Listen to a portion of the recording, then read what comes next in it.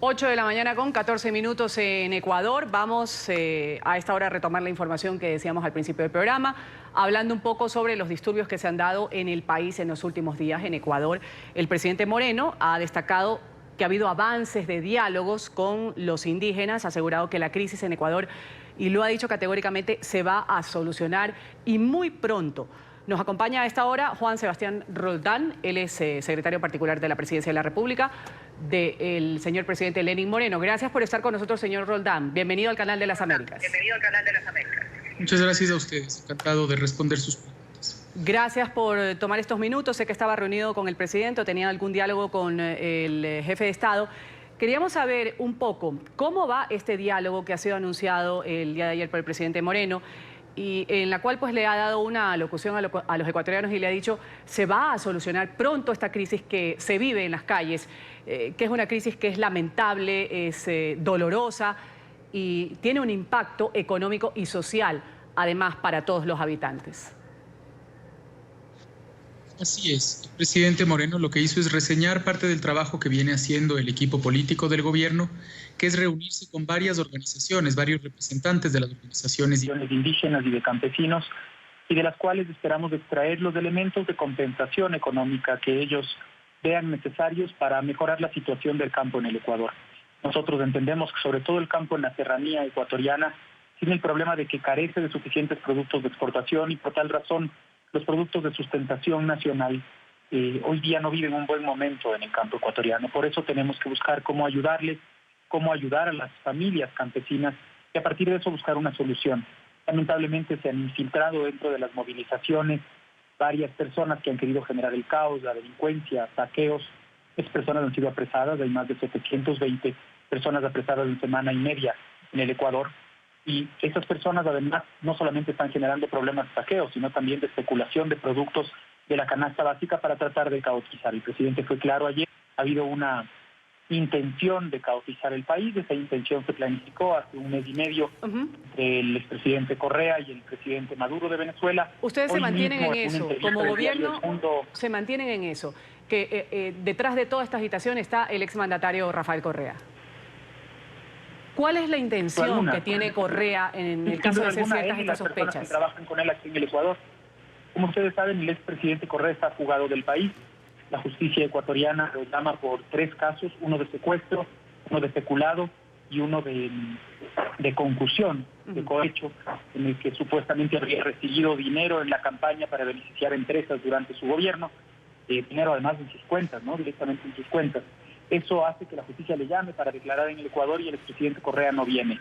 El día de antes de ayer, en el juicio de este caso, específicamente del caso en el que recibió el dinero en su cuenta y se tuvo que suspender por este evento. Es decir, están defendiendo los temas judiciales. Hay 22 exfuncionarios de su gobierno presos, 15 exfuncionarios fugados y más de 127 procesos abiertos. Es decir, esto está claramente direccionado con una búsqueda de generar caos y con una lógica absurda. El mismo presidente Correa en entrevista a Maduro, que no nos explicamos quién pueda entrevistar a un hombre que ha generado la mayor migración de la historia de este continente, 4 millones de personas, ustedes lo viven en Colombia todo el tiempo, nosotros en el Ecuador, los en Perú, en Brasil. Le decía al expresidente, usted debería eliminar los subsidios en Venezuela. Y cuando nosotros hemos tomado esa decisión histórica, ahora tira a la gente a la calle. Pero lo que es más grave, hoy día acepta en el diario El Mundo de España ser asesor económico de Maduro. Imagínense, Venezuela, el país con la mayor cantidad de recursos de petróleo, de zinc, uno de los mayores países con reservas de minería, teniéndolo como asesor a Correa. Correa y Maduro son lo mismo y quieren ese país anárquico y en caos que nosotros no vamos a permitir que se dé. Roldán, hay un caos, como usted bien lo señala, ya se llevan algunos días, la gente no puede realizar sus actividades de forma normal. Se habla de un plan integral para atender las principales demandas de los manifestantes. ¿Hasta qué punto, si se lo ha visto el mandatario de los ecuatorianos tan firme en su decisión? Yo no me voy de Carondelet, yo no voy a renunciar por estas medidas económicas. A mí no me van a presionar por una situación que además históricamente pues, tiene su relato. Cuando se levantan los indígenas dicen pues tiemblan los gobiernos. Sin embargo, Lenín Moreno se ha mantenido con su paquete de medidas. Pero cuando habla de atender las principales demandas de los manifestantes, ¿hasta dónde está dispuesto el gobierno de Moreno a ceder? Porque es un yo te doy, tú me das. No se trata de una negociación. Nosotros estamos haciendo lo correcto y cuando se hace lo correcto no se corrige. Hay elementos específicos con los que podemos ayudar a las personas del campo y los hemos planteado ayer. Por ejemplo, sistemas de riego parcelario, sistemas de semillas, mejoría en los sistemas de seguros para esos cultivos, condiciones de investigación para buscar productos de exportación desde la serranía ecuatoriana. Son varios procesos que no solamente benefician, por supuesto, a los líderes que están hoy día quejándose, sino al campo ecuatoriano. Porque además nosotros entendemos que eso es un síntoma. Es un síntoma de un sector que como causa tiene un problema económico rezagado decenas de años. Y por eso estamos dispuestos a sentarnos y dialogar, siempre en paz, siempre con el país ya normalizado, siempre con la gente pudiendo trabajar y con los niños de los colegios. Nosotros no nos vamos a sentar con aquellas personas que están tratando de imponer el caos, de desabastecer ciudades, porque eso sería dejarnos chantajear y sería dejarles una triste herencia a los gobiernos del futuro. Es decir, quien se paraliza y paraliza el país pone en jaque a los ecuatorianos aun cuando los gobernantes estén haciendo lo correcto. Hacer lo correcto es para lo que te elige la población. El secretario particular de la Presidencia de la República del Ecuador, el señor Juan Sebastián Roldán, está con nosotros aquí en la mañana de NTN 24. Usted lo ha dicho, señor secretario, lo importante es que se reanude de a poco las actividades normales, que los niños vuelvan a las escuelas, que la gente pueda seguir produciendo. Le voy a pedir unos minutos en pantalla para ver cómo amanece el puerto principal. Justamente el día de hoy damos paso inmediatamente a Andrea Bernal. Andrea, ¿cuán diferente es el panorama el día de hoy, luego de que ayer pues, nos reportabas una situación bastante dura, no solo en la capital, sino en el punto económico de Ecuador, el puerto comercial? Estamos hablando de Guayaquil. ¿Cómo amanece el día de hoy Guayaquil después de que ayer estuvo pues, bloqueada algunas vías de ingreso y de salida? Ruth, ¿qué tal? Muy buen día. Con calma podríamos usar la palabra. El puente de la Unidad Nacional está abierto de entrada y de salida. Solo hay dos carriles que están siendo monitoreados por la policía, sobre todo de tránsito, pidiendo en algunos momentos papeles, revisando autos, los militares un poco más adelante, pero no se ha bloqueado el puente de la Unidad Nacional. Nos ha confirmado también la gobernación del Guayas que de las 16 vías que estaban cerradas en la provincia, hoy solo hay 2 vías que están cerradas por la policía de tránsito, siendo monitoreadas, pero en general es calma lo que hay a esta hora en la ciudad de Guayaquil cuando son las 8:22 de la mañana. En todo caso, tú lo decías, sé que lo mostraron más temprano los incidentes que hubo cerca de las universidades, la Salesiana y la Católica en Quito, donde la ministra María Paula Romo, la ministra de Interior, pues pidió disculpas por esos desmanes, porque la policía puso o atacó esas sedes con gases lacrimógenos, donde se supone pues que la policía no puede ingresar. Hay de todas maneras un comunicado de la CONAIE, de la Confederación de Nacionales Indígenas, que dice que con profundo dolor comunica al Ecuador que en la represión desmedida y brutal del día miércoles 9 de octubre, direccionada por políticas represivas, confirmamos que existen compañeros que perdieron la vida. La CONAIE está hablando de 2 personas que han perdido la vida en estas manifestaciones.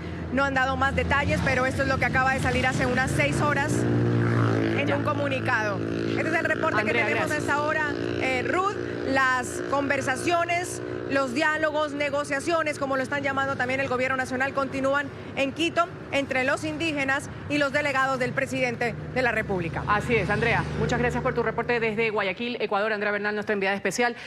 Señor secretario Roldán, ahí hablábamos de este comunicado que ha dado la CONAIE, la Confederación Nacional de Indígenas. Dicen, hay miembros que han perdido la vida. ¿Se sabe algo de esto? El gobierno no tiene ninguna víctima oficialmente reportada. Las fuerzas del orden del Ecuador han hecho todo lo posible porque eso no suceda. Ayer, de hecho, la marcha que se hizo de los indígenas de Quito, el presidente lo agradeció, la ministra de Gobierno lo agradeció. Fue una marcha pacífica en la que los policías acompañaron la marcha porque no hubo destrozos. Después de eso sí, lamentablemente hubo destrozos en 2 patrimonios culturales de la humanidad, Quito y Cuenca, que si ustedes ven las imágenes eran ciudades como si habría pasado una guerra encima de ellas, porque los manifestantes rompían las calles para poder tener piedras, rompían las calles para esconder las bombas lacrimógenas, y eso no es tolerable. No hay ninguna víctima mortal reportada. Una persona murió el primer día de las manifestaciones atropellada uno de los manifestantes fue atropellado por un ciudadano común y corriente al que le estaban rompiendo los vidrios del auto los mismos manifestantes, y en la desesperación huyendo mató a una persona. Es la única persona que ha fallecido. Nosotros esperamos como gobierno que por supuesto no haya ninguna víctima fatal y ojalá ningún herido más. Señor secretario, Hay más de 90 policías heridos, 3 de ellos severamente heridos, y eso no le conviene a nadie. Nadie gana con esta situación. Nosotros lo que queremos es un país enrumbado hacia la economía. Como ustedes saben, el presidente Moreno ya cambió la democracia, ya cambió la libertad, ya le dio otro rumbo al Ecuador en términos institucionales y ahora le correspondía a la economía. Hacer lo correcto es lo que tiene que hacer para que un país salga adelante. Y este punto, la economía, es lo que, pues, justamente centrarse en este tema en particular, lo que ha ocasionado este descontento, como usted dice, o lo defiende el gobierno. ¿Era necesario hacerlo? El gobierno dice que sí, hay quienes dicen que no. Sin embargo, la pregunta aquí, secretario Roldán, estos recursos que el presidente, el gobierno de Lenín Moreno, estimaba ahorrarse, quitando el subsidio a los combustibles, él decía, los vamos a destinar a mejorar la calidad de vida de los ecuatorianos, escuelas, sistema de salud, etcétera. Le pregunto yo, estos actos vandálicos bárbaros que se han dado en los últimos días, estos ataques a refinerías, en donde hay millonarias pérdidas, ¿se tiene ya una cifra real de cuánto hemos perdido los ecuatorianos con todas estas manifestaciones que se han dado en los últimos días? ¿De cuánto estamos hablando en términos económicos? Nosotros, Ruth, estimamos que la pérdida del día de ayer fue de alrededor de 180 millones de dólares.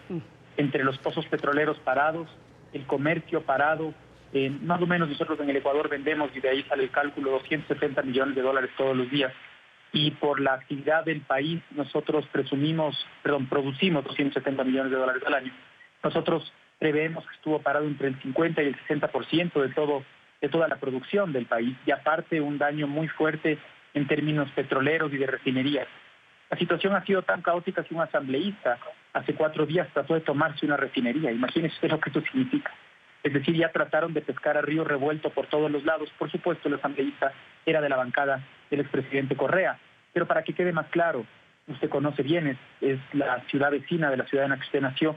En la ciudad de Durán, la exalcaldesa Arce caotizó la ciudad antes de ayer bárbaramente en Durán y trataron de generar saqueos que vayan hasta Guayaquil, razón por la que tuvimos que cerrar el puente de la Unidad Nacional. Ayer fue apresado la mano derecha de la alcaldesa porque está probado que entregó dinero a esa gente. Es decir, una cosa es la reivindicación social y otra cosa es la búsqueda de la anarquía y el caos. Y por supuesto esas imágenes tristes que vimos en Guayaquil, sobre todo en el sur de Guayaquil y en Durán, de saqueos de 40, 50 personas en almacenes comerciales. Así se saquearon el país durante 10 años, Ruth. Así se saquearon los corrientes del país. Solo que ahora, como no pueden saquearse el país, tratan de saquearse almacenes comerciales.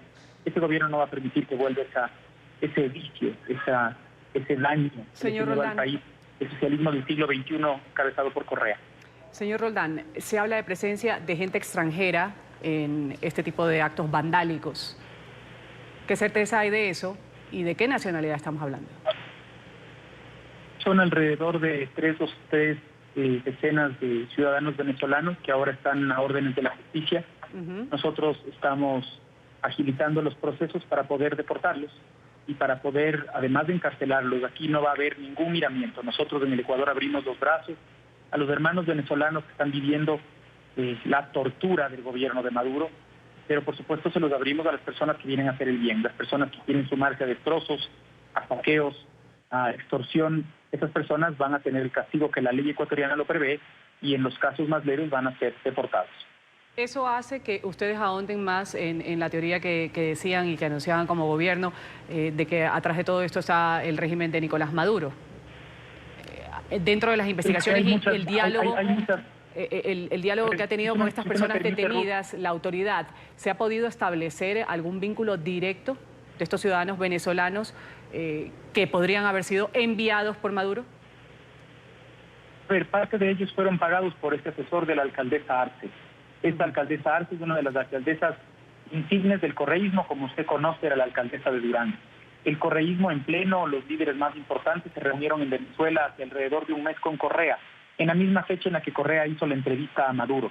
¿A quién en sus cabales, usted es periodista, a quién en sus cabales se le ocurre en este momento entrevistar a Maduro?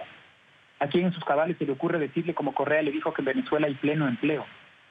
Eso solamente puede justificarse por un financiamiento de Maduro. Y luego mire cómo se pronuncia Diosdado Cabello. Mire lo que dicen las FARC ayer al respecto de lo que pasa en el Ecuador. Es decir, es una organización pseudo-criminal que cree que va a poder tomarse el Ecuador, y están equivocados, porque no solamente hay un gobierno para defenderse, hay una ciudadanía que ayer salió masivamente a las calles para clamar por la democracia, por la paz, por la seguridad. Miren las imágenes de lo que esa marcha fue, y eso mide la posición de trascendencia de la decisión que ha tomado el gobierno. Es fundamental ahora que las voces en América Latina sean voces de cordura, de serenidad, de mesura, que paren cualquier posibilidad de que la tentación populista, caudillista, corrupta de esos regímenes del socialismo del siglo XXI vuelvan a nuestro continente. Vuelvan a nuestro continente. ¿Cuál es la intención? En el caso de ser ciertas las teorías que maneja Lenín Moreno, la intención del expresidente Correa. Caotizar el país, generar anarquía, y a partir de la anarquía tratar de pescar a río revuelto, tratar de que paren los juicios en su contra, como le dije hace un momento, tiene juicios muy graves en su contra, tratar de que paren más de 120 juicios en contra de sus exfuncionarios, y que se siga abriendo la caja de Pandora de lo que los ecuatorianos han visto como el proceso de saqueo más grande de la historia. Y repito, lo que hemos visto estos días en las calles, esos saqueos a centros comerciales, es lo que pasó en el gobierno. Quieren volver a tener el poder para volver a hacer eso, y para eso, como saben que no van a ganar nunca más una elección, que tienen procesos legales en su contra, quieren generar el caos para que el país entre en la desesperación. Secretario Roldán, voy a agradecerle estos minutos dedicados al Canal de las Américas, a NTN 24, para toda nuestra teleaudiencia. El secretario particular de la Presidencia de la República, de Lenín Moreno, ha estado con nosotros hablándonos un poco sobre los diálogos que mantienen con el sector que protesta, el sector indígena, también pues quiénes estarían detrás de estas protestas, los argumentos que tiene el gobierno de Lenín Moreno para asegurar que el expresidente Correa y Nicolás Maduro están atrás de esta agitación social. Gracias. Que todo se tranquilice en el Ecuador. Eso es lo conveniente para el sector gubernamental y principalmente para los ciudadanos. Eso es lo principal y lo primordial. Gracias por estos minutos. Un buen día para usted.